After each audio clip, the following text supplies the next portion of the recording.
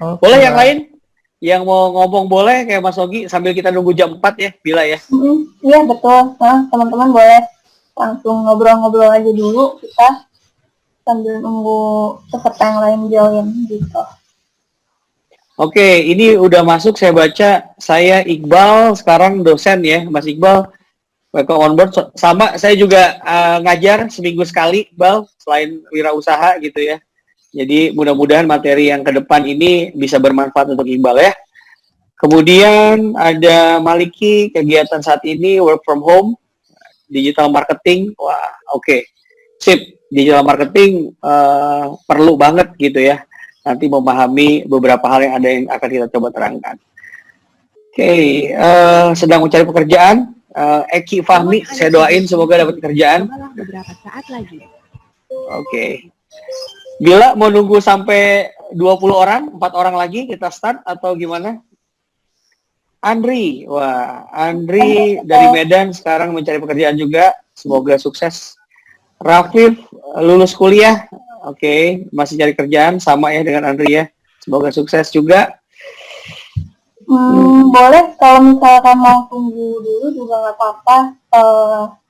Terserah ke Ari aja gimana ya. Oke. Enggak, saya takutnya kalau udah jam 5 semua orang mau buru-buru nyiapin makanan nih. Apalagi ada yang di Medan kayaknya waktunya sama ya kalau Medan sama kita ya. Takutnya lebih cepat lagi, ada beberapa yang lebih cepat. Saya Iva sekarang lagi ngejalanin usaha orang tua, cuman sekarang lagi off karena pandemi corona, lagi nyari kerja. Wow, sip, mantep. Nggak masalah, pokoknya berapa orang pun nanti kita bisa start kok. Bila udah lulus belum, Bila? Belum, masih kuliah. Oh, masih kuliah ya. Oke deh. Amin. Oke. Ari apa kabar? Baik, alhamdulillah. Bogor, iya teman-teman, mungkin saya sambil perkenalkan juga ya. Nama saya Ari Boyrawan, saya kebetulan wirausaha sambil ngajar juga nih, sama nih. Tadi ada satu orang yang ngajar juga. Saya ngajar di salah satu kampus swasta di Bogor, namanya Universitas Pakuan. Ngajarnya seminggu sekali hari Jumat ya. Sisanya saya ada beberapa bisnis gitu. Jadi saya coba bikin rangkuman.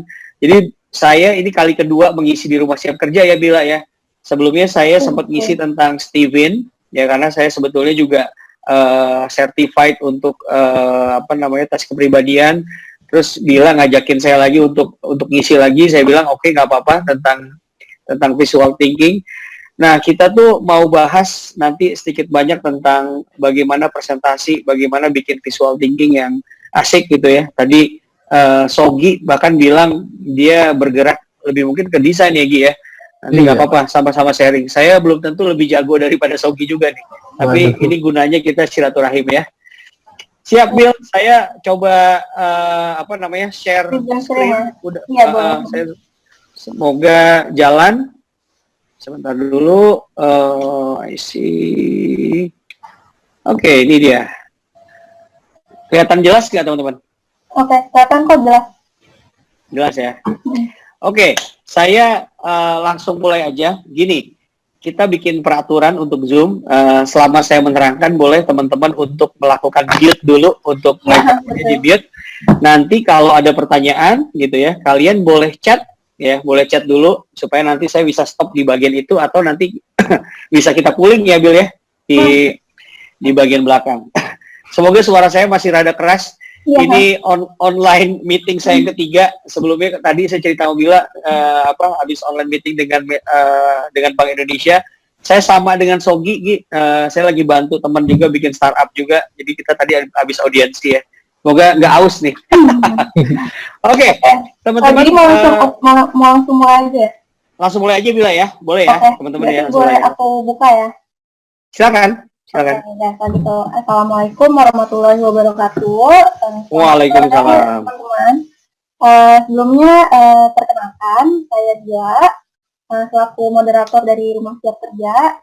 Ingin berterima kasih kepada teman-teman yang sudah bergabung pada sore hari ini, yaitu di Visual Thinking by Kak Ari ini. Kemudian teman-teman, perkenalkan juga ini Kak Ari Wibowo, untuk kedua kalinya benar tadi mengisi di kelas rumah siap kerja, tapi bedanya waktu itu sebelumnya offline dan sekarang online. Ya. Karena COVID ya. Kemudian teman-teman saya ingin beritahu untuk di Zoom kita sore hari ini, teman-teman boleh nanti mic-nya di-mute, mungkin boleh di-unmute kalau misalkan diberi kesempatan ya Kak ya. Terus tidak boleh ada yang present screen untuk menjaga privasi masing-masing juga. Dan juga nanti kalau misalkan ada yang mau bertanya atau misal suaranya kurang jelas atau gambarnya tidak ada, boleh langsung tulis aja di kolom chatnya ya. Jadi kita bisa langsung tahu ada kenapa-kenapanya gitu. Oke, dari Bila itu aja Kak, waktu dan tempat dipersilahkan. Oke, terima kasih Bila. Oke, teman-teman, welcome on board ya. Assalamualaikum warahmatullahi wabarakatuh. Selamat sore, salam sejahtera bagi kita semua. Saya selalu senang berbagi karena saya selalu percaya tuh kalau kita apa yang kita bagi tuh dapat terus gitu ya. Sejak banyak sharing, saya malah dapat ide baru gitu. Karena saya percaya kalau orang kreatif, kalau orang mau sukses itu dia nggak usah takut untuk berbagi. Bahkan nanti setelah ini bakal dapat yang berlimpah. Nah, topik yang akan saya bawa kali ini adalah tentang visual thinking ya. Saya sebutnya visual thinking toolkits. Materi ini saya susun sendiri, ada beberapa referensi yang saya ambil, tapi ada memang yang saya pakai based on experience gitu ya. Jadi kalau ditanya, Pak, ini ada sumbernya nggak? Ada beberapa ada sumbernya, ada beberapa memang based on experience. Karena saya selalu percaya kalau ngajar yang benar itu adalah kalau kita sharing walk the talk gitu ya. Jadi kita ngejalanin dulu baru kita bisa sharing. Oke, nama saya Aribo Irawan dan pada kesempatan kali ini saya mau gampang banget. Jadi tadi diskusi sama Bila, berapa lama waktunya? Maksimal 1 jam kata Bila gitu ya. Terus saya bilang oke deh 20 menit, 30 menit paling lama saya presentasi, nanti kita bisa sama-sama ngobrol. Teman-teman relax saja, saya cuma mau nerangin tentang 3 hal. Pertama adalah bagaimana cara otak kita bekerja. Wah, ini penting nih kalau bicara visual. Kedua adalah bagaimana bikin konten. Wah, jadi jangan dibayangin kalau kalian terlibat digital marketing hari ini, saya mau ngajarin bikin konten tentang copywriting. Enggak. Saya lebih ke arah konten untuk presentasi. Karena dalam presentasi itu ada 3 hal yang penting. Pertama adalah kontennya, ya. Pertama itu adalah konten atau isinya. Kedua adalah cara kita menyampaikannya atau konteks. Saya nyebutnya konteks. Ketiga tuh emosinya. Jadi ada 3 hal kalau kita mau presentasi yang penting: konten, konteks, sama emosinya. Nah, konteks itu lebih ke arah cara kita menyampaikannya. Dan hari ini saya karena bicaranya visual thinking, bicaranya benar-benar hanya fokus pada pada kontennya aja, gitu ya, pada kontennya aja. Bila selaku moderator nanti bisa bantu saya Bila kalau ada yang nanya atau sebagainya ya Bila ya. Nah, yang ketiga kalau ya siap, kalau udah tahu konten kita masuk ke shape. Shape itu bentuk-bentuk gitu ya. Ada beberapa bentuk di dalam presentasi yang biasa saya pakai dan mungkin akan lebih memudahkan orang untuk paham. Oke, saya masuk sekarang. Nah, ini bagian pertama, bagaimana cara otak bekerja. Nah, ini dia. Manusia itu sebetulnya pada intinya menangkap gambar besar, baru dia lari ke detail. Itu cara otak kita bekerja ya. Jadi otak kita tuh selalu memulai dari gambar besarnya apa dulu nih, baru masuk ke detail. Jadi makanya ada beberapa orang kalau dia presentasi, nah ini bisa kita contoh. Saya ada satu referensi namanya bukunya John Medina. Ini dia bilang your brain crave meaning before detail ya. Jadi otak kita itu nangkepnya selalu artinya dulu sebelum detailnya. Jadi pertanyaannya selalu adalah apa gambar gedenya dulu. Bayangin nggak teman-teman, kalau kita ngelihat sesuatu, perginya detail dulu. Misalnya kita lagi ngomongin virus corona, wah di dalam virus corona tuh ada begini, lu mumet. Tapi kalau lu ngelihatnya dari atas, ngelihatnya gedenya dulu, gitu ya, dari gedenya dulu, kemudian pelan-pelan masuk ke detail, itu akan lebih memudahkan kita. Makanya untuk sesuatu, cari dulu gambar gedenya. Yes? Ini ada Kak Santi bilang penjelasannya mungkin terlalu cepat. Ada di slow down gitu. Oh, di pelanin ya. Oke. Thank you, Bila. Siap, mudah-mudahan saya lebih slow down. Tadi ngejaga supaya 20 menit ya, ini saya pasang timer. Ya. Nah, teman-teman kalau melihat gambar ini, teman-teman bisa tahu bahwa kelihatan ya, ini gambar apa nih kira-kira nih? Jarang banget orang yang lihat ini langsung mikir bahwa wah, gila ini giginya ada berapa ya? 1, 2, 3, 4. Lu jarang lihat detailnya. Atau jangan-jangan lu mikir bahwa berapa banyak sih ini bintik-bintiknya, kita nggak pernah lihat itu, atau berapa banyak kumisnya. Tapi yang manusia pikirin begitu melihat gambar ini adalah wah serem, ya, wah serem. Makanya manusia tuh selalu percaya dengan first impression, selalu percaya dengan gambar gedenya. Saat kita melakukan presentasi, saat kita melakukan pitching itu bahasa gampangnya adalah kalau kita punya ide bisnis, nah tadi beberapa ada yang punya startup, kemudian dia presentasiin ide bisnisnya kepada investor, itu namanya pitching. Pitching itu bahasa Inggris, kalau diartiin Indonesia artinya anggukan, ya. Jadi gimana supaya dapat anggukan orang? Nah, orang itu dalam setiap melihat orang lain presentasi, yang penting kan selalu 3 menit awalnya dia akan putusin bahwa oh, ini kayaknya seru nih, gue harus perhatiin. Kayaknya nggak seru nih. Gitu. Nah, orang itu selalu lihat gambar gedenya, maka upayakanlah untuk bisa ngebungkus itu jadi gambar gedenya dulu. Tadi kalau teman-teman lihat di awal, saya kasih overview, saya cerita ke teman-teman, saya cuma akan menerangkan 3 hal, yaitu pertama, bagaimana cara otak bekerja, ya. Kedua, bagaimana tentang konten, dan ketiga, tentang shape atau bentuk. Apa sih tujuan saya ngasih overview? Tujuan saya ngasih overview adalah saya mau ngasih tahu ke kalian bahwa ini loh gambar gedenya, ya. Jadi secara psikologis, orang yang akan merhatiin presentasi kita akan mikir bahwa oh ya udah presentasinya ringan kok, cuma 3. Nah, makanya dalam ngasih tahu overview, ngasih tahu outline, itu jarang ada yang ngasih tahu, oke, saya akan menerangkan 10 jurus gitu ya, atau 20 jurus, wah jarang banget. Orang udah mumet duluan. Makanya orang selalu bilang bahwa yang optimal itu 3, maksimal 5. Jadi kalau lo mau nerangin sesuatu maksimal 5, lebih dari itu orang pusing. Ya. Jadi karena orang lebih suka ngelihat gambar gedenya. Hari ini tuh informasi di kepala kita overload banget. Ya kalau lo lihat TV, bahkan lo nonton YouTube kan hari ini nawarin kita kan, mau free trial nggak nih yang nggak dapet iklan. Karena kalau tayangannya bener-bener orang minati, iklannya banyak gitu ya. Hari ini kita overload sama informasi. Makanya kita harus bisa ngehadirin gambar gedenya dulu. Nah, itu poinnya. Ini contohnya, semoga sekarang nggak terlalu cepet ya, Bill. Ini saya sengaja saya kasihin slide supaya kalian lebih ngerti. Banyak orang hari ini kalau bikin presentasi kayak gini nih modelnya, ya gitu. Bahkan saya tahu masih ada beberapa teman saya dosen kayak gini, cuman saya nggak mau ngasih tahu, saya takut dianggap kurang ajar. Tapi intinya banyak orang yang kayak gini. Yang kita lupa sebagai presenter, adalah gini. Kita tuh terlalu menikmati presentasi kita. Ya, kita terlalu menikmati presentasi kita sampai lupa nanya ke orang tuh menikmati nggak presentasi kita? Jangan-jangan kita doang yang menikmati.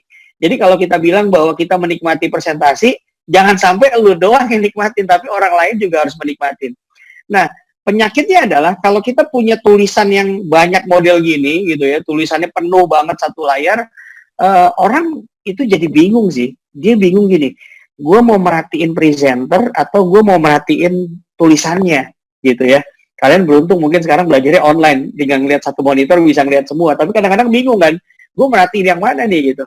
Nah itu semua terkadang gara-gara dia kebanyakan tulisan. Coba saya contoh, slide ini saya ubah teman-teman jadi gini.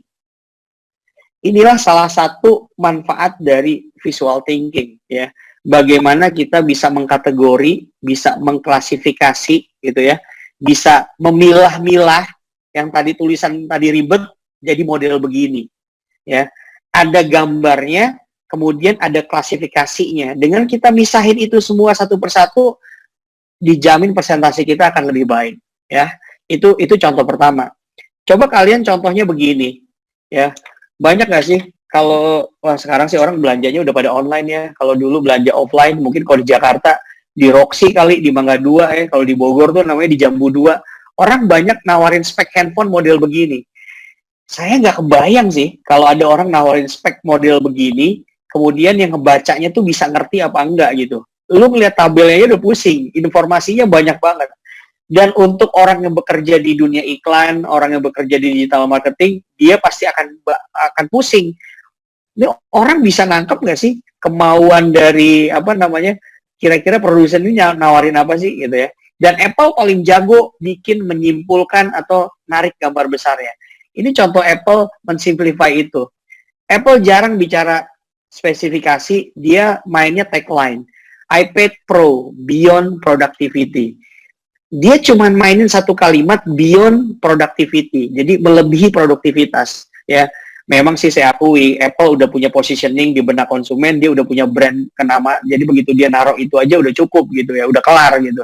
Tapi untuk menjadi simple itu nggak mudah, dan dia bisa nampilin itu gitu ya dengan 1-2 kata. Makanya hari ini bikin kata-kata yang powerful atau menjadi seorang copywriting yang dilakukan oleh seorang copywriter itu bisa dibayar mahal banget gitu ya. Kayak Gojek mungkin nge-hire untuk bikin iklan yang oke, itu dibayarnya sampai miliaran. Nah, kalian bisa lihat teman-teman bahwa kalau nampilin sesuatu, nampilinlah yang simple, nampilinlah yang gampang. Gampang buat presenter, belum tentu gampang buat audiens. Jadi coba deh yang simple carinya. Apa inti dari ngebuat simple? Cari gambar besarnya. Cari yang gampangnya. Jangan masuk ke detailnya dulu, karena otak kita bekerjanya seperti itu. Nah, gampang ya. Itu baru yang pertama. Bagaimana cara otak bekerja. Kita punya 3 kan? Nah, kita masuk yang kedua. Konten. Nah, di konten ini saya kebetulan beruntung nih teman-teman yang tadi ada yang kerjaannya dosen juga, sebenarnya beruntung karena kalau dia jadi dosen dia punya ruang untuk bisa latihan presentasi di banyak orang gitu ya. Nah, di konten ini kata kuncinya, this is the magic word ya. It takes courage to be simple. Jadi dibutuhkan keberanian untuk jadi simple ya. Karena orang Indonesia tuh rata-rata kebanyakan dia takut beda gitu ya. Jadi padahal yang orang lain takuti adalah kebanyakan orang menjadi normal tuh takut gitu ya. Jadi menjadi ordinary itu takut. Jadi tapi sebetulnya menjadi extraordinary itu juga nggak gampang, butuh keberanian ya. Dia butuh untuk menjadi simple. Kenapa butuh keberanian untuk jadi simple? Alasannya sederhananya gini teman-teman. Kalian tidak bisa membuat suatu presentasi menjadi simple, tidak bisa membuat suatu konten menjadi simple kalau kalian nggak benar-benar ngerti kontennya. Wah, itu intinya tuh. Kalau dia nggak ngerti kontennya, dia nggak tahu intisarinya, kemungkinan dia nggak bisa simple. Beberapa orang ngejelasin ribet banget, ya, ribetnya minta ampun karena dia tuh nggak begitu ngerti. Jadi ya orang Indonesia kan kehebatannya gitu, make it something simple to be complicated. Gara-gara dia nggak bisa ngebuat simple. Sebenarnya yang susah itu adalah bagaimana ngebuat yang rumit jadinya simple. Ya, jadi selain butuh keberanian, kita juga butuh skill. Nah, ini seru nih teman-teman ya. Nanti pada googling setelah dari kelas ya, belajar kan gitu ya.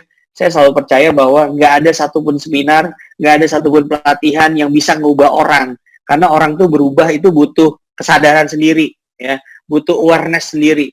Jadi kalau kalian ngerasa nanti ini tertarik, kalian googling sendiri. Tugas saya adalah ngebukain jalan, ngasih bahan bakarnya. Ini ada yang seru di Google, namanya dia kasih tahu tentang bagaimana presentasinya si Guy Kawasaki. Si Guy Kawasaki ini punya teknik dalam melakukan presentasi. Tekniknya dinamain 10, 20, 30. Ya. Tekniknya namanya 10, 20, 30. Apa itu 10, 20, 30? Kalau presentasi, kalau bisa jumlah slide-nya maksimal 10. Kalau presentasi, jumlah slide-nya maksimal 10. Kenapa? Lebih dari itu lu nggak simple. Pernah nggak ada orang presentasi slide-nya 50 sampai 100? Pernah. Gitu ya. Gue pernah hadir di banyak tempat. Kalau lu mengerti poinnya, maka 10 itu cukup. Ingat, tugas seorang presenter adalah mempresentasikan.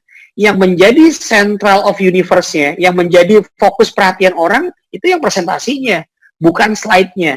Okay? Slide itu alat bantu, tapi kita yang presentasinya.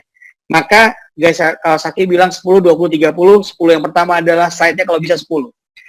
20 yang kedua adalah kalau bisa presentasinya 20 menit. Nah, ini juga survei nih Mbak Bila, makanya tadi saya sempat request Mbak Bila 20 menit aja ya, 15 menit. Karena konon katanya kurva orang tuh serius merhatiin orang presentasi itu maksimal 20 menit. Jadi 20 menit gitu ya. Kemudian yang ketiga adalah 30. 30 itu adalah font lu nggak boleh terlalu kecil. Ya, fontnya kalau bisa minimal 30. Karena font ukuran poin 30 itu adalah font yang masih bisa kebaca. Ya, jadi 10, 20, 30. Saya ulangin lagi, mudah-mudahan nggak terlalu cepat. 10 slide max dia ajarin sama Gai Kawasaki. Dia banyak videonya, tontonin teman-teman ya. Tontonin. Nah, ini contoh. Pak, kok kosong? Iya, saya tuh kebetulan dulu saya bikin slide presentasi pakai PowerPoint gitu ya. Tapi sejak 5 tahun saya kebanyakan pakai Apple. Buat saya gini, ini nggak promosi tentang Apple, ini nggak promosi. Suatu saat saya ikut pelatihan, kemudian trainernya bilang gini, dia punya cita-cita bahwa suatu saat saya harus bisa pakai Apple gitu. Kenapa emang? Dia rada bercanda ngomong ke saya gini, Ri, kalau orang pakai Apple, dari blow on bisa kelihatan pinter. Dari orang pinter, bisa kelihatan cerdas. Saya bilang, emang apaan sih spesialnya? Nah, sejak saat itu, saya beli Mac, kemudian saya pakai Keynote, teman-teman. Jadi, PowerPoint-nya si Apple, namanya Keynote.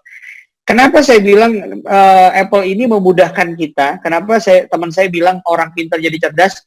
Gara-gara si Keynote itu nyiapin kita template. Saya nggak jago desain. Tadi teman kita, kemudian ada yang jago, mungkin jago desain. Saya nggak jago desain. Tapi hari ini kita dimudahkan. Coba kita ingat-ingat. Hari ini ada aplikasi di handphone yang namanya Canva. Ya. Canva itu ngasih template buat Instastory lo, buat posting Instagram lo, buat animasi lo. Dia nyiapin template yang udah tinggal diganti-ganti, gambar dimasukin. Apple juga melakukan itu. Dia tuh nyiapin kita template, dan saya sebagai orang yang nggak ngerti seni, bahkan bener-bener kalau bicara seni gue nggak bisa sama sekali, tapi selalu berusaha pengen bikin slide yang bagus. Apple kasih itu. Yang memudahkan saya adalah karena dia ngasih tahu kita fontnya.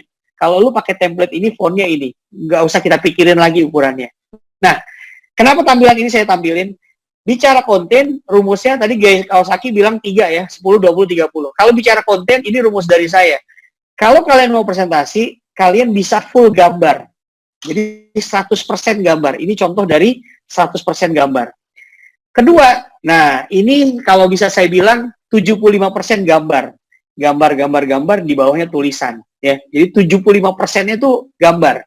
Sisanya tulisan. Nah, ada yang ketiga. Kalau saya gini, tadi udah 100% gambar, 75% gambar, ini saya nyebutnya 50-50. 50% gambar, 50% tulisan.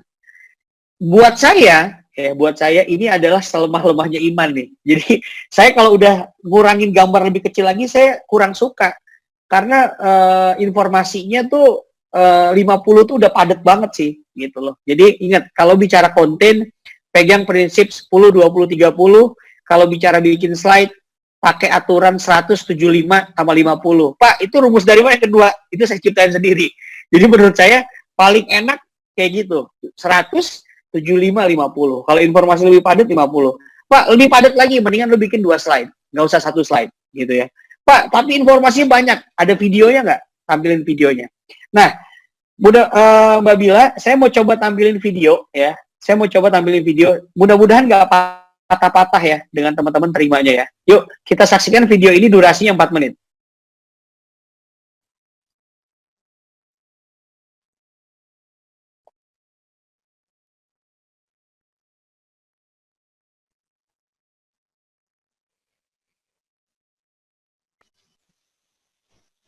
Kalau Kak, ini emang nggak ada suaranya atau gimana? Oh, nggak ada suaranya ya Mbak Bila ya? Wah, sorry. Oke. Harusnya sih bisa. Nggak ada suaranya ya? Oh, sorry banget. Ini, teman-teman, ini adalah presentasinya Steve Jobs, ya, almarhum Steve Jobs. Begitu dia melaunching iPad, gitu ya. Kalian bisa nonton ini nanti di YouTube, cari teman-teman ya, gimana powerfulnya, kenapa setiap Apple nge-launching produk, semua orang nunggu gitu. Salah satunya adalah karena cara presentasinya si Steve Jobs ini yang keren. Ya. Intinya adalah Steve Jobs mau bilang, waktu dia nge-launching iPad, dia bilang, gue nyiptain satu gadget yang bisa gabungin antara MacBook, lihat tuh, yang bisa gabungin antara MacBook dengan iPhone. Itulah dia sebut iPad, gitu ya. Bahkan dia ngasih contoh sebelumnya, di video ini tadi saya skip, dia ngasih contoh. Ada beberapa desktop gitu ya, komputer atau PC yang mungkin sama, tapi ternyata nggak bisa cepet gitu. Nah ini dia kasih contoh nih ya. Lu bisa ngapain aja dikasih tahu, bisa browsing, bisa email, bisa foto gitu. Perhatiin deh slide-nya. Ini poinnya. Perhatiin apa yang dia tampilin. Dia jarang banget bermain dengan banyak tulisan, ya. Dia jarang sekali. Rata-rata dia bermainnya dengan gambar. Dia bicaranya gambar. Kemudian diangkat ini barangnya, gitu kan. Kita bisa googling. Nah ini contohnya. Kalau nyari atau kalau baca berita di iPad full satu tempat, nggak perlu nge-scroll gitu. Jadi kurang lebih intinya begitulah. Ya. Semoga clear. Sorry, saya nggak nyangka ternyata nggak ada suaranya Bila ya. Oke, saya lanjut lagi, teman-teman. Iya, boleh lanjut aja. Boleh ya. Sip. Nah, kita masuk ke bagian ketiga. Tadi ngomongin tentang yang pertama, cara otak bekerja, kita udah. Ini mungkin ada beberapa yang baru join, saya sedikit refresh lagi. Cara otak kita bekerja, ternyata otak kita lebih suka gambar yang gede dulu ya. Lebih suka sesuatu yang umum dulu, baru masuk ke detail. Di bagian kedua, tadi saya ngejelasin tentang bagaimana buat konten ya. Kemudian ada dua rumus yang muncul. Rumus pertama adalah rumusnya si Guy Kawasaki yang bilang 10, 20, 30. 10 slide, 20 menit presentasi, dan 30 ukuran fontnya minimal. Kemudian saya tambahin, ada hukum yang namanya 100, 75, 50 ya. Kalau bisa 100% gambar, kalau lu nggak bisa 75%-nya gambar, kalau lu nggak bisa juga gitu ya, 50%-nya gambar. Kenapa? Sederhananya gini teman-teman. Hari ini kita semua lebih suka ngelihat gambar dibandingkan tulisan. Itu pasti. Kita lebih suka ngelihat video dibandingin gambar. Oke? Jadi hari ini tuh kita lebih suka benar-benar sesuatu yang visual bisa dilihat ya. Makanya orang perhatiin deh sosial media yang hidup, kenapa sih satu Instagram awalnya foto, orang banyak video sampai akhirnya orang jualan ya. Orang mungkin lebih suka Instagram sekarang dibanding Facebook karena di Facebook terlalu banyak orang curhat misalnya. Itu satu bukti bahwa ternyata tulisan orang nggak terlalu suka. Dan kesini orang lebih suka akhirnya makanya YouTube gitu. Nah, kita masuk ke bagian ketiga. Semoga nggak tahu cepat, nanti bisa ditanya lagi tentang shape gitu ya, tentang shape. Nah, ini inti dari visual thinking tools-nya. Dalam visual thinking tools, saya membagi shape ya, itu nanti menjadi 3. Tapi sebelum ke sana, saya mau kasih tahu dulu kenapa visual thinking itu menjadi penting. Kalau kita ngelihat sesuatu, kemudian kita gambar sesuatu, dan kita bayangin sesuatu. Jadi ada 3 hal tuh, ngelihat, ngegambar, sama ngebayangin. Maka kita akan punya efek untuk mengingat itu jauh lebih kuat. Sama juga dengan audiens yang nonton atau orang yang ada nyaksiin presentasi kamu, dia akan lebih mudah memahaminya karena dia punya 3 efek, ngelihat gitu ya, mungkin juga denger sambil kita nyatet, sambil kita ngebayangin. Itu inti dari visual thinking. Nah, apa buktinya? Rupanya kalau orang menulis kata ditambah dengan efek visual, kemungkinan setelah 3 hari kita akan ingat itu 65%. Itu survei bilang gitu. Jadi kalau lu hanya ngelihat tulisan, ya, makanya gini, kalau ada beberapa tipe orang yang belajar, ya. Ada yang belajarnya visual, ada yang belajarnya auditory, ada yang belajarnya kinestesis bergerak. Tapi percayalah kalau kita belajarnya dari sebuah tulisan, ya, kemudian kita ngelihat, apalagi lu rangkum lagi, wah itu ingatannya akan parah banget. Makanya penggunaan visual thinking ini akan ngebuat orang lebih ingat, gitu kan. Inti dari pengetahuan apa sih? Kalau sewaktu-waktu kita perlu, knowledge itu kepanggil, itulah namanya pengetahuan. Ya, jadi kalau kita perlu sewaktu-waktu itu kepanggil. Nah, visual thinking membuat orang menjadi ingat ini lebih dari 65%. Ini bentuk pertama, teman-teman. Ini sebetulnya bentuk penyederhanaan. Tadi kita sepakat di bab 2, ya, di chapter kedua bahwa kalau bisa 100%, kalau bisa 75, kalau bisa 50 gitu ya. Nah, caranya gimana sih Pak supaya nggak banyak tulisan? Nah, caranya adalah gunakanlah bentuk-bentuk. Ini yang namanya square dan juga X, ya. Nah, ini dia. Straight line atau garis lurus itu berfungsi sebagai penunjuk waktu dan juga sebagai penunjuk arah. Apa contohnya? Kalau kalian bikin slide, kalau kalian mau ceritain tentang satu sejarah, gunakanlah garis lurus. Di contohnya, dulu roda bentuknya begini. Begitu begitu makin maju bentuknya begini, begitu lebih maju bentuknya begini, kesini bentuk bahwa itu adalah arah waktu. Jadi kalau kalian mau nerangin tentang kronologis perusahaan kalian, kronologis hidup kalian, kronologis startup kalian, kalian bisa melakukan itu. Lihat lagi contohnya, Tokopedia. Ini saya hadir dalam presentasinya Tokopedia gitu ya. Tokopedia nyeritain sejarahnya, cukup lewat satu slide. Dia pakai garis lurus.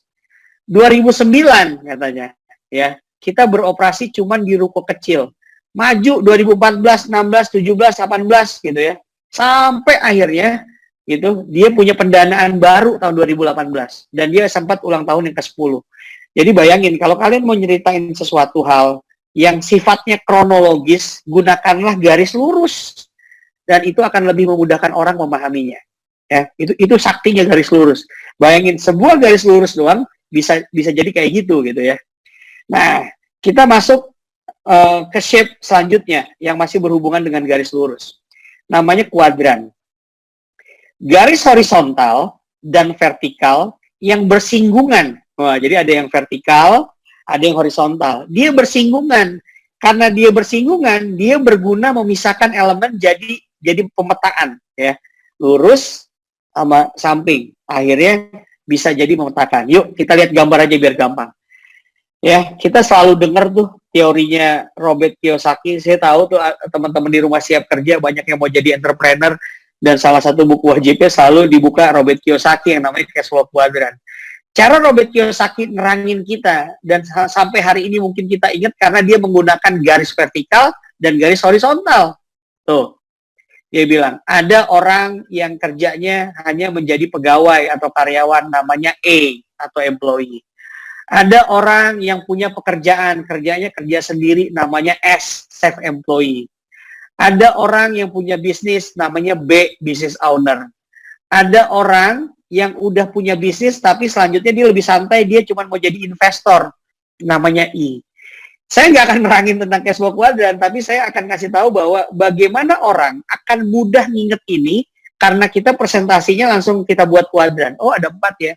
Berarti kalau kalian nanti ada orang sewaktu-waktu kalian ikut training, kemudian ada materinya menurut kalian bagus banget, daging banget. Kalau kalian nulisnya pakai kata per kata gitu ya, kayaknya telat gitu ya, nggak sempet gitu.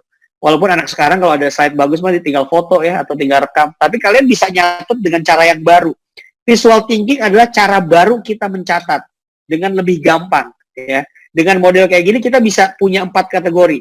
Bisa nggak kita contohin bahwa bisa nggak sih kita memetakan mana orang yang soleha, mana yang nggak soleha gitu. Bisa pakai 4 kayak gini. Mungkin bisa dibuat seperti itu. Jadi kuadran ini gunanya adalah kalian bisa punya 4 hal. Itu gunanya kuadran.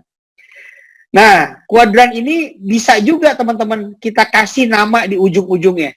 Tidak penting menjadi penting, tidak mendesak menjadi mendesak. Wah, ini bisa menjadi, kuadran ini bisa menjadi sebuah matriks prioritas. Ya, bisa menjadi sebuah gunanya buat kita untuk menentukan prioritas. Sesuatu yang nggak penting tapi mendesak bisa kita delegasikan. Sesuatu yang tidak penting dan tidak mendesak bisa kita buang. Sesuatu yang tidak mendesak tapi penting bisa kita pilih.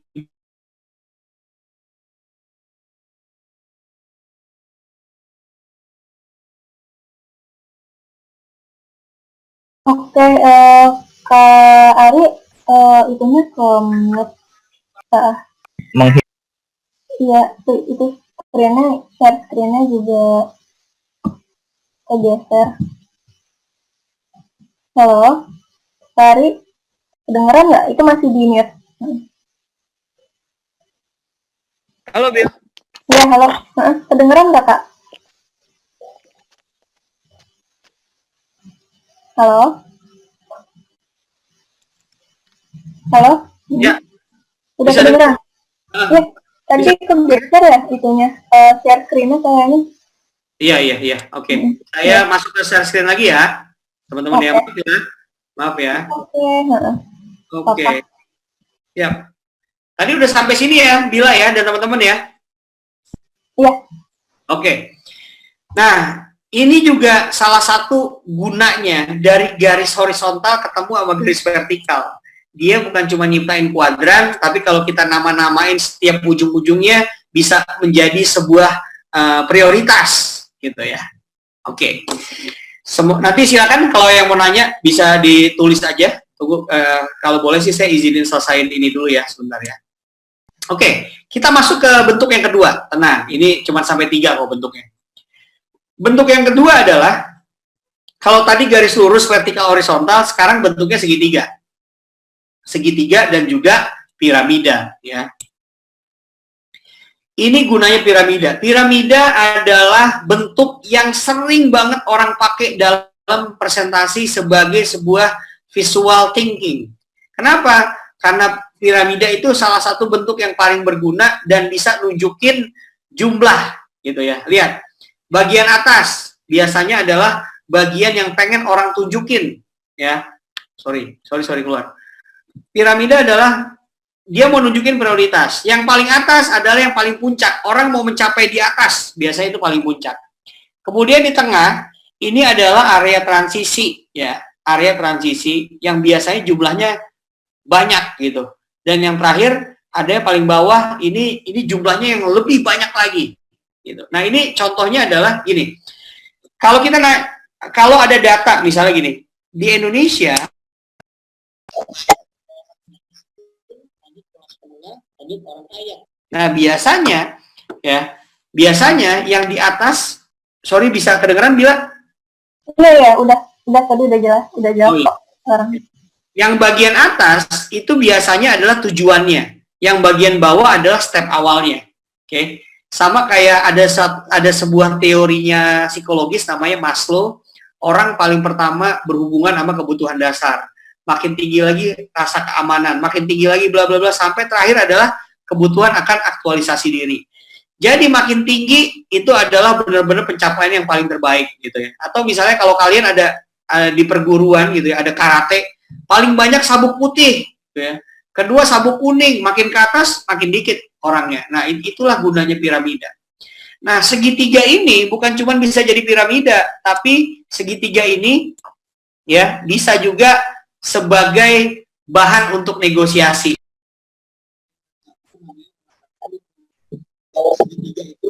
Halo Kak, suaranya kayaknya agak keputus gitu. Sekarang nggak ada suaranya. Halo? Itu artinya segitiga. Halo Kak Ari. Tadi suaranya agak keputus gitu, kurang jelas. Halo? Teman-teman suaranya kedengeran nggak? Suaranya Coach Ari? Tidak. Enggak ya. Suaranya belum. Mungkin pakai earphone ya? Pakai earphone nggak itu? Tidak ada suaranya. Oh, oke, sorry. Sekarang udah ada teman-teman? Udah ada. Udah ya. Dari kapan saya nggak ada suara, Bill? Dari yang tadi penjelasan Triangle itu. Oh, triangle ya. Kedua. Aduh, mohon maaf ya teman-teman, mohon maaf. Iya, nggak apa-apa. Oke. Saya lanjut lagi. Oke, ini triangle. If triangle ini itu berguna untuk negotiation skill ya. Kalau kita sebagai penjual, kadang-kadang pembeli itu maunya yang terbaik gitu ya. Pembeli sekarang kan namanya orang-orang yang suka dengan value-nya bagus tapi harganya murah gitu ya. Makanya selalu dia pengen kualitasnya tinggi, udah gitu harganya murah gitu ya. Udah gitu disiapinnya waktunya cepet. Nah, kita sebagai penjual bisa menggunakan if triangle. Pak, kalau Bapak mau kualitasnya tinggi, harganya harus naik dong, gitu ya. Ya, atau bisa nggak kualitasnya tinggi, harganya naik, tapi ya waktunya saya nggak bisa cepet Pak, kalau ternyata Bapak minta produksinya banyak. Nah, if triangle ini adalah gambaran yang rasional. Biasanya orang minta semuanya, tapi terkadang yang bisa dikasih sama orang tuh cuma 2 dari 3, ya. Misalnya kualitasnya mau bagus, biasanya waktunya nggak bisa cepet, ya. Atau dia mau cepet, gitu ya, tapi kualitasnya jadi jelek, gitu. If triangle itu bisa ngegambarin itu saktinya sebuah segitiga. Nah, itu if triangle adalah bagaimana segitiga berguna untuk negosiasi. Kemudian segitiga ini juga bisa berguna untuk kita ya menyampaikan pendapat kita ke orang lain. Namanya F triangle. Tadi if triangle, ini F triangle. Komponennya adalah satu fill, kedua felt, ketiga valid. Aduh, barangnya cepet banget rusak gitu ya. Terus kalian kebetulan diposisikan sebagai orang ya yang untuk bisa ngehandle komplain itu. Yang kalian lakukan pertama kali adalah, oh iya Bapak Ibu, ternyata benar, saya juga merasakan seperti yang Bapak Ibu rasakan. Feel, ya. Saya tahu yang Ibu rasakan dan saya merasakan hal yang sama. Feel, oke? Feel, felt, and vow. Biasanya orang gitu tuh Mbak, kalau mau ngehandle sebuah komplain, membenarkan dulu komplain mereka, namanya feel, kemudian merasakan hal yang sama seperti yang mereka rasakan, namanya felt, kemudian vow. Ya, jadi segitiga ini bisa berguna bukan cuma jadi piramida, tapi bisa berguna sebagai feel, felt, dan vow, atau juga bisa buat negosiasi. Sip. Nah, ini yang terakhir. Gimana, Bill? Ada pertanyaan? Cukup? Aman ya? Ini yang terakhir, teman-teman. Yang terakhir adalah lingkaran, circle, dan pie. Ini juga yang paling banyak dipakai, bukan cuma kuadran, garis lurus, vertikal, bukan cuma segitiga, tapi selanjutnya adalah orang paling banyak bikin slide presentasi bentuknya pakai lingkaran. Karena lingkaran dan juga pie ini bisa berbagai macam bentuk. Misalnya, ini bentuk telur namanya, gitu ya. Jadi kalau kalian mau bilang bahwa kita punya target adalah itu, yang paling pojok tuh target yang paling bawah. Kemudian untuk mencapai target itu, kita butuh tahapan. Tahapan 1 itu yang paling luar kulitnya, tahapan 2 lebih dalam lagi, tahapan 3 lebih dalam lagi, sampai paling ujung. Nah, ini namanya fried egg ya. Ya, telur mata sapi lah bisa dibilang gitu ya. Atau bawang, onion. Dia bentuknya kayak gini. Lingkaran bisa dibuat kayak gini kalau kalian nyusun target. Kalau mau jadi sukses kira-kira butuh berapa syaratnya? Oh, syaratnya 5. Ya udah, gambar aja lingkaran. Tahap 1, fase 2, fase 3, sampai 5. Kemudian yang kedua, bisa juga bentuknya gini ya. Jadi melingkari dari sebuah lingkaran gitu. Misalnya, bagaimana cara menemukan ide kreatif? Oh, pertama diawali dari memikirkan sesuatu. Kedua adalah begini, ketiga adalah begini. Lingkarin. Jadi kalian memberikan informasi tambahan sekeliling lingkarannya. Ditambahin.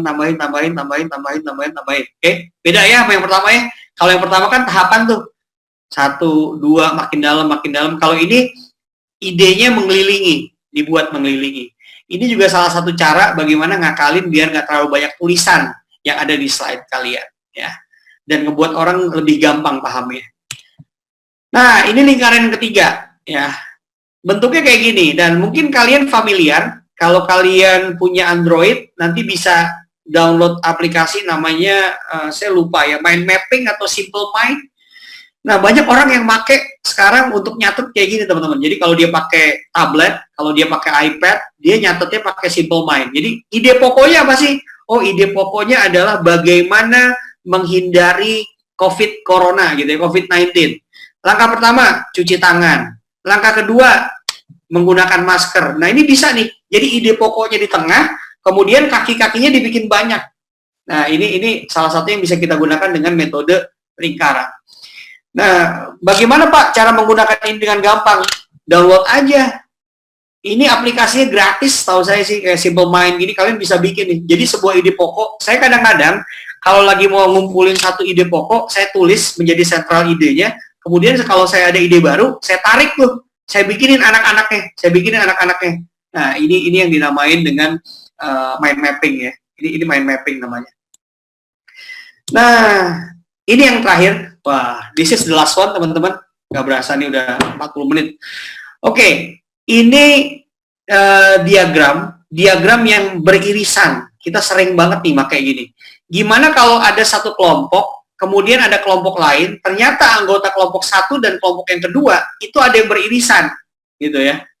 Nah, ini kita menggunakan lingkaran kayak gini. Nah, contoh yang paling gampang nyontoh ini adalah begini. Saya kan suka nih dengan teori yang namanya Ikigai. Ikigai itu adalah bagaimana reason for being. Reason for being adalah bagaimana menemukan makna kehidupan. Nah, Ikigai ini menggunakan, lihat slide-nya teman-teman. Slide-nya menggunakan model lingkaran. Pertama adalah apa yang kamu suka. Apa yang kamu suka, kemudian ketemu apa yang kamu kuasai. Kamu suka, kamu kuasai. Gitu ya. Kemudian ada lagi apa yang orang bersedia bayar. Kemudian ada lagi, apa yang dunia butuhkan. Apa yang orang suka, apa yang orang kamu kuasai, apa yang orang bersedia bayar, apa yang dunia butuhkan. Ada 4. Bayangin nggak? Ada 4 warna. 4 warna ini ada satu titik di mana 4-4-nya bersinggungan jadi satu, yaitu yang di tengah. Itulah namanya ikigai. Karena kalau dia cuma ketemu 2, jadinya passion. Lu suka sesuatu, ya. Kemudian adalah kamu menguasai itu. Gue suka basket, gue jago basket, berarti passion. Oke? Ada juga namanya profesi. Saya jago ngomong atau saya jago presentasi dan orang mau bayar saya presentasi, namanya profesi. Kan gampang kan? Nerangin ini menjadi mudah karena bantuan visual ini. Kamu kuasai, orang mau bayar, namanya profesi. Ada juga namanya keahlian. Apa tuh keahlian? Orang mau bayar dan dunia perlu itu. Ya. Ada nggak orang mau bayar? Ada, kalau lu jago main game gitu ya. Lu bisa jual segala macam dari game itu. Dunia perlu itu nggak? Dunia nggak perlu itu gitu ya. Karena itu nggak terlalu impactful buat orang. Jadi kalau apa yang orang mau bayar kemudian dunia perlu, itu namanya keahlian. Kemudian yang terakhir namanya misi. Apa tuh misi? Lu suka apa? Dunia butuh apa? Ya, lu suka apa dan dunia perlu itu. Itu adalah misi kita. Ya, kenapa Tuhan ngasih kita? Karena kita punya misi. Nah, 4 hal ini kalau digabungin, ya, 4 hal ini kalau kita gabungin, jadilah ini ikigai. Oke? Ini ikigai nggak gampang diteranginnya menjadi satu buku. Tapi kenapa bisa dalam satu buku bisa jadi satu slide? Karena lu menggunakan lingkaran. Karena kalian menggunakan ini. Nah, jadi nanti kalau sesuatu tiba-tiba ada ini, bisa digabungin sama ini, pikirin. Oke, Mbak Bila dan teman-teman, itu yang bisa saya terangin tentang visual thinking. Saya nggak tahu kita masih ada waktu apa enggak, mangga aja kalau kita mau tanya jawab. Okay. Mohon maaf kalau terlalu cepet ya, semoga kalian bisa nangkep deh. Gitu. Silakan, Bil. Ini kita langsung ke sesi tanya jawab aja kalau gitu. Bentar. Oke, gimana? Ini dari Kak Santi, dia sharing gini, waktu kuliah pernah bikin font PPT, fontnya 24, terus dikomplain sama dosen karena kalau tulisannya gede, slide-nya jadi lebih dari 13 gitu. Beda-beda emang ya dosennya. Iya. Itu ada pertanyaan juga saya lihat di chat ya, bagaimana bikin slide presentasi untuk pemerintah gitu ya. Oke, saya bantu jawab satu persatu dulu ya, Bila ya. Pertama adalah tadi tentang font.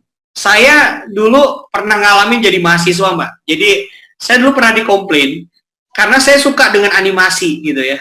Ternyata animasi yang berlebihan itu juga memang nggak bagus banget ya. Bayangin nggak, lu punya slide presentasi. Setiap poin yang muncul punya gerakan masing-masing. Yang ini muter, yang ini narik, cus. Nah, itu emang nggak boleh. Jadi kurangi animasi, itu yang jelas pertama. Kedua, tadi untuk ukuran font. Kalau untuk ukuran font, kalau ditanya pribadi sama Mbak Santi, jawaban saya simpel, Mbak Santi. Font yang baik itu adalah font yang gampang kebaca. Cuman itu kata kuncinya. Walaupun Gai Kawasaki bilang, ya udah kalau gitu fontnya minimal 30. Itu dia hanya bikin kira-kira. Karena kan font sekarang jenisnya macam-macam nih, Mbak. Boleh jadi fontnya 30, tapi lu kasih font yang rada ribet, yang kayak tulisan sambung, itu juga membuat orang jadi susah gitu loh. Jadi font yang bagus itu adalah font yang bisa dibaca. Nah, tapi memang ada aturannya, Mbak. Sebaiknya jenis font yang digunakan dalam satu slide presentasi itu tidak lebih dari 3 jenis font. Sebaiknya nggak lebih. Maksimal 3 jenis font. Jadi yang satu pakai Arial, saya nggak tahu yang pakai satu pakai ini. Pokoknya nggak boleh lebih dari 3, karena memang cenderung akan lebih ribet. Ya, betul banget. Itu. Kayak TV juga kok. TV juga nggak boleh kan ya katanya. Kalau bisa jangan lebih dari 3. Betul. Nah, terus tadi Santi sempat ngomong juga ya. Ini ada juga pertanyaan dari Rafif. Sebelum ke Rafif, Santi tadi sempat ngomong juga, Pak, bagaimana slide presentasi untuk pemerintah? Gini, Mbak.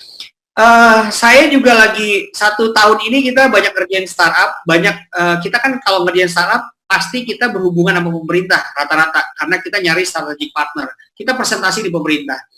Jangan salah loh, pemerintah hari ini udah mulai keren lah buat saya gitu ya. Jadi mereka juga udah mulai mencoba bikin slide yang menarik. Kalau dulu memang padat banget, Mbak, karena Ya itu dia yang saya bilang tadi. Kenapa sih di pemerintah hari ini tetap pengen bikin slide itu tulisannya penuh? Nah, kata kuncinya